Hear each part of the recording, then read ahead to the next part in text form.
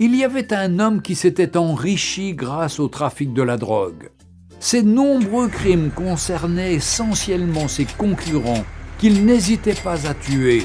Mais à chaque fois qu'il comparaissait au tribunal, il était toujours innocenté. Son secret ? Il avait un très bon avocat. Ce dernier était capable de convaincre n'importe quel jury de l'innocence de son client, quel que soit le crime dont il était accusé. Après chaque procès remporté, l'avocat exhortait son client d'abandonner ses crimes et de changer. Ce dernier rétorquait « Je te paie pour me défendre, pas pour me conseiller ». Un jour, il fit tuer un homme qui courtisait sa femme.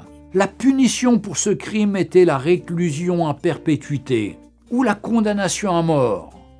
Lorsque l'affaire fut appelée devant la cour, il appela son avocat qui, une fois de plus, convaincut le jury de l'innocence de son client. En effet, bien que l'affaire fût difficile et malgré de nombreux témoignages et de preuves, il gagna le procès et son client rentra chez lui tranquillement. Comme d'habitude, l'avocat conseilla le client « Cher ami, il se peut qu'un jour je ne sois pas là. Pour toi, change ton attitude. Et attention, je suis ton patron et non ton fils. Va donner tes conseils ailleurs, lui répondit son riche client avec orgueil. Un jour, il récidiva en tuant un pasteur qui militait contre le trafic des drogues. Mais quelque chose s'est passé, bien que l'affaire était difficile et très compliquée, mais il était tellement sûr de son avocat qu'il appela ses amis, ses parents, sa femme et ses enfants pour assister au procès afin de voir comment il va humilier les juges et le ministère public. Alors qu'il se rendait au tribunal, il appela son avocat. Ce dernier lui rassura qu'il était en route et qu'il arrivait déjà. La salle était pleine à craquer et on attendait l'entrée du juge pour le début du procès. Et lorsque l'huissier fit lever l'assistance pour l'entrée du juge président, le trafiquant de drogue fut glacé de constater que c'est son avocat qui est sur le siège du jugement en tant que juge président de la cour.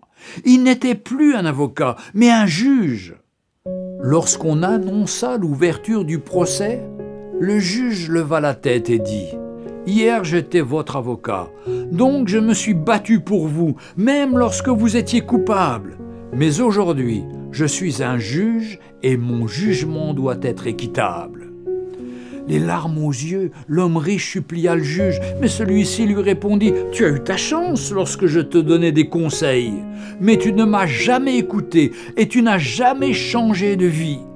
Désormais, tu subiras la rigueur de la loi. » L'homme fut condamné à mort pour assassinat et trafic de drogue. Chers amis, toi qui pratiques le péché, le mensonge, l'hypocrisie, la fornication, les meurtres, l'animosité, les querelles, l'occultisme, l'alcoolisme, etc., etc., aujourd'hui, Jésus-Christ est ton avocat auprès du Père. Il te conseille de changer, de te repentir, de te convertir avant qu'il ne soit trop tard et que tu rejettes sa voix. Mais un jour, il reviendra comme un juge et rendra à chacun selon ses œuvres. Il te dira « Hier j'étais ton sauveur, mais maintenant je suis ton juge. » Aujourd'hui, Jésus-Christ est notre avocat et rédempteur, mais le jour viendra où il jugera chacun équitablement. Jésus-Christ revient bientôt.